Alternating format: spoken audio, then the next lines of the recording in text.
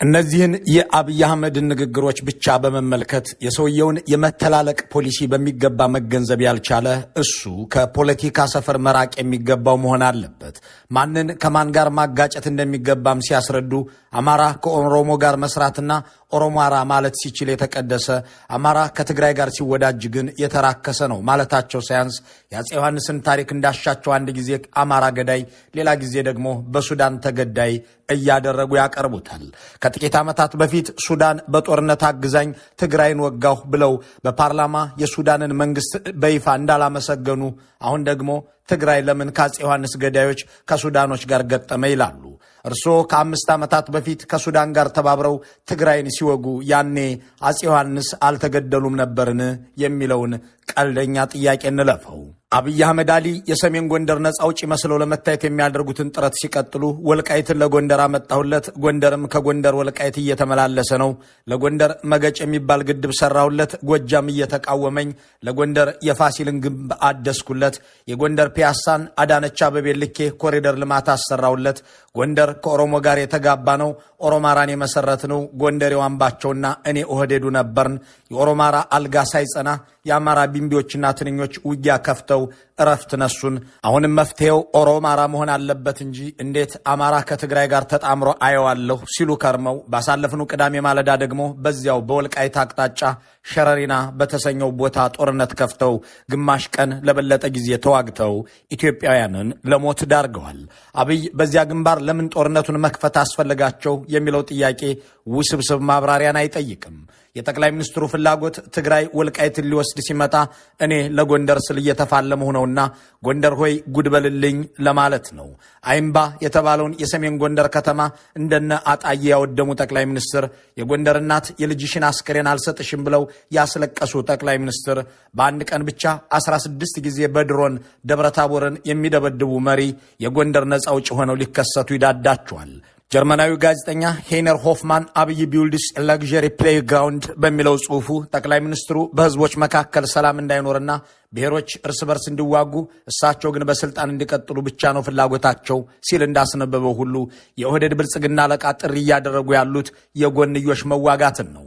አማራ ከትግራይ ጋር ተዋጋ፣ ኦሮሞ ሆይ አማራ ከትግራይ ጋር ሆኖ ተነስቶብሃል እያሉ ለማጫረስ የሚያደርጉት ጥሪ አልበቃ ብሏቸው ትግራይ ሆይ ከሱዳን ጋር ተዋጋልኝ እንጂ እያሉ የ19ኛው ክፍለ ዘመንን የታሪክ ቁርሾ አምጥተው ግጭት ለመጥመቅ ጥረዋል። ከዚያም አማራ ከሳቸው ውጪ ሌላ ጠላት እንዳማትር ይጋብዙታል።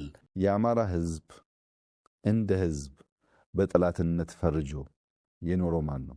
የአማራን ህዝብ እንደ ህዝብ በጠላትነት ፈርጆ እየተዋጋ ያለውስ ማን ነው? አማራ ሁሉ በተገኘበት እርምጃ ይወሰድበት ብሎ በፓርላማ አዋጅ ያወጣስ ማን ነው? የአማራን ገዳማትና መነኮሳት እያደነ በድሮን እየገደለ ያለውስ ማን ነው? ጣሊያን እንኳን ያልደፈራቸውን አብያተ ክርስቲያናት ለማውደም ጦር አዝምቶ እያስፈጸመ ያለው ማን ነው? የአማራ ክልል ገዳማት ሽፍታ መደበቂያ ናቸውና ወታደራዊ ኢላማ ናቸው ብሎ የዘመተውስ ማን ነው? የአማራን ልጅ ገድዬ አስከሬን ለእናት አልሰጥም ያለውስ ማን ነው? የአማራን ህዝብ የድሮን ዝናብ ሲያዘንብበትና ሲገድለው የሚውለውስ ማን ነው? እርሱ አይደሉምን? አማራን ከኦሮሚያ ከአዲስ አበባ ዙሪያ ጭምር ህጋዊ ድሃ አደረኳቸው እያለ አፈናቅሎ በደብረ ብርሃንና በሰሜን ወሎ የተፈናቃይ ካምፕ ውስጥ ያስገባው ማን ነው? አማራን በታሪኩ ለመጀመሪያ ጊዜ በተፈናቃይ ካምፕ ውስጥ እንዲቀመጥ ያደረገው ማን ነው? አማራን አዲስ አበባ አትገባም ብሎ ከሸኖና ከእንጦጦ ሲመልስ የነበረውስ ማን ነው? የአማራ ህዝብ የሚታከምባቸውን የጤና ተቋማት እየፈለገ በድሮንና በጀት ሲያወድም የሚውለውስ ማን ነው? 7 ሚሊዮን አማራ ከትምህርት ቤት እንዲቀር ያደረገውን እልቂት ያወጀው ማን ነው? እንዳጣይ ያሉትን ከተሞች እየተመላለሰ ያወደመውና ያቃጠለው ማን ነው? የኦህዴድ ብልጽግና አይደለምን?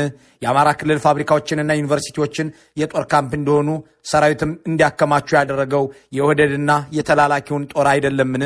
አማራን ሰባበርኩት እያለ መስቀል አደባባይ ላይ ቆሞ የፎከረውስ ሽመልስ አብዲሳ አይደሉምን? የአማራ ክልል ልማት አቁሞ ከዚህ ቀደም የተገነቡ መሰረተ ልማቶችን ያወደመውስ ማን ነው? አማራን በማሳመንና በማወናበድ ኮንቪንስና ኮንፊውዝ በማድረግ እየገዛ ነው ያለውስ ማን ነው? የምትወልጂው አማራም ፋኖ ነው እየተባለ ነፍሰ ጦር እንድትገደል ትዕዛዝ የሰጠው የጦር ኃይል ጠቅላይ አዛዥ እርሱ አይደሉምን? የአማራ ክልልን በሰማይም በምድርም ቅልጥ ወዳለ ጦርነት የከተተው ማርከህ ታጠቅ ሲል ከርሞ እንኳን ትጥቅህን ሱሪህንም አስፈታለሁ ብሎ የዘመተው የኦህዴድ ብልጽግና ጦር አይደለምን? በአዲስ አበባ ዳርቻዎች ላይ ያለ የባጃጅ ሹፌር በጠቅላላ አማራ ነው። በአዲስ አበባ ታክሲ ተራ አስከባሪ ሁሉ አማራ ነው እያሉ ለቅመው ያባረሩት ከንቲባ ማን ናቸው? የአዲስ አበባ ኦሮሞን ያባረረው ቅኝ ገዢው ነፍጠኛ ነው ብሎ በኦቢኤን መግለጫ የሰጠ ሰውስ ከአብይ አህመድ ውጭ ማን ነው? የአዲስ አበባ ነዋሪ አብዛኛው አማራ ነውና ከመሃል ካልተባረረ ለስልጣናችን ስጋት ነው ብሎ በኮሪደር ልማት ሰበብ ነባሩን የአዲስ አበባ ነዋሪ ያጸዳውስ ማን ነው? የአማራን ገበሬ ማዳበሪያና ምርጥ ዘር ከልክሎ ጅራፍ ይዘው ሲወጡ የጅራፍ ፖለቲከኞች ጩኸታሞች እያለ የተሳለቀባቸው ጠቅላይ ሚኒስትር ከአብይ አህመድ በፊት ነበርን? ከአዋሽ እስከ ወልዲያ የተገነባውን የባቡር ሀዲድ አማራ ለገበያ የሚያቀርበው ነገር ሳይኖረው ባቡር ሊሰራለት አይገባም ብሎ በድሮን ያወደመውና ይህንንም በአደባባይ የተናገረው እንዲዘረፍ የሚያደረገው ከአብይ አህመድ ሌላ ማን ነው? እርሱ አይደሉምን? አማራን ወደ ኋላ ለ30 ዓመት መለስኑ ብለው በይፋ የተናገሩት አገኘው ተሻገር የተሰኙት የኦህዴድ አምሳል አይደሉምን? አማራ ከዘመነ መሳፍንት የባሰ ሁኔታ ውስጥ ገብቷል ያሉትስ ሌላኛው ሹሞ አረጋ ከበደ አይደሉምን? የመንግስት መከላከያ ሰራዊት የአማራ ሴቶችን ሲደፍር የሚል መሆኑን እነ ቢቢሲ ሲዘግቡ የታዩት በየትኛው ስርዓት ነው? ዩኒቨርሲቲ የገቡ ሴት የአማራ ተወላጆችን አግቶ ደብዛቸው እንዲጠፋ ያደረገውና የተደረገው የትና ማን ነው? ይህንን ሁሉና ከዚህም በላይ በደልና ወንጀል የፈጸሙ ጠቅላይ ሚኒስትር በአማራ ቴሌቪዥን ላይ ሲናገሩ ቅዱስ መስለው ነው። እንዳም ሆኖ የአማራ ሕዝብ በታሪኩ አይቶት የማያውቀውን እልቂት፣ በደል፣ መገፋትና መፈናቀል እንዲሁም መጠቃት በሁሉም መስክ እያስተናገደ ነው በሳቸው ትዕዛዝና መመሪያ።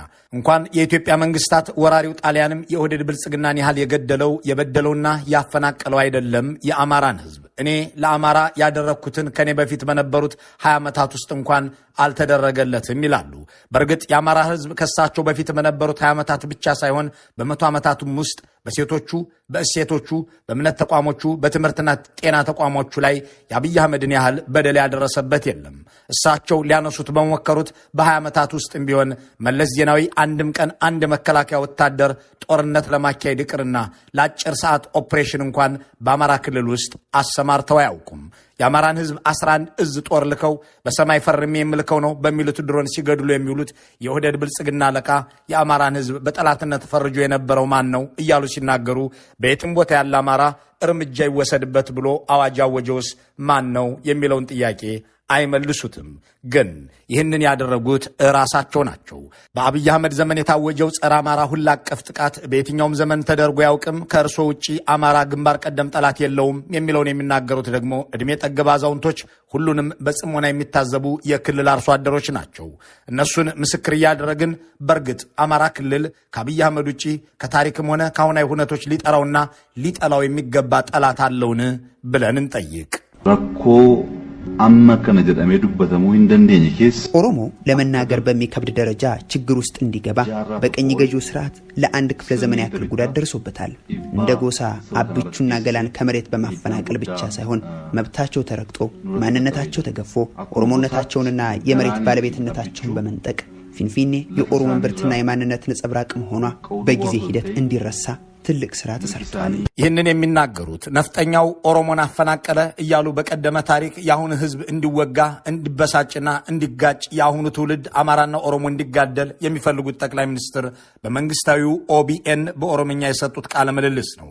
አማራ ቴሌቪዥን ላይ ቀርበው ደግሞ ኦሮሞና አማራ ሲጋባ እንደኖረ ጎንደር ምስክር ነው፣ አማራ ጸቡ ከትግራይ መሆን አለበት እንጂ ከኔ ጋር አይደለም ይላሉ።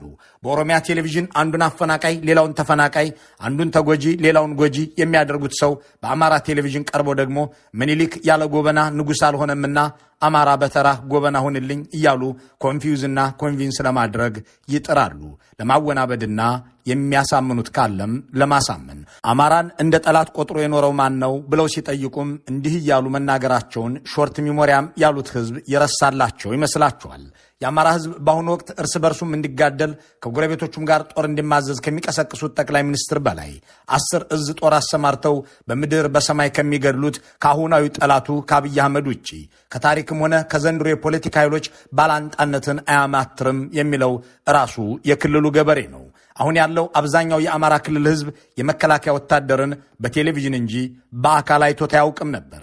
በአብይ አህመድ ዘመን ግን መከላከያ የሚባለውን ጦር የአማራ ገበሬ ሚስቱን ሲደፍርበት በትዳር አጋሩ ገላ ላይ ልጁን ሲገድል በደጃፉ ላይ በሬውን ሲገድል በበረቱ ላይ ያየው ነው። የአማራ ገበሬም ይላል የድሮ መንግስት ወደ ማሳይ የሚልክልኝ የሚያግዘኝን የግብርና ባለሙያ ነበር።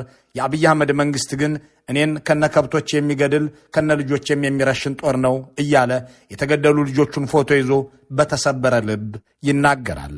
10 ቀንድ ከብት 4 የጋማ ከብት ዘር አሳጥቶ እኔንም ባድማ ጥፍቶ ገበሬን አውድሞ ገሎ ማንን ሊመራ ነው? እሱ ምን እስተሚሆን ነው የሚጠብቀው? ያለ መንግስታት እንዴት መንገድ አይሰጠውም ወይ?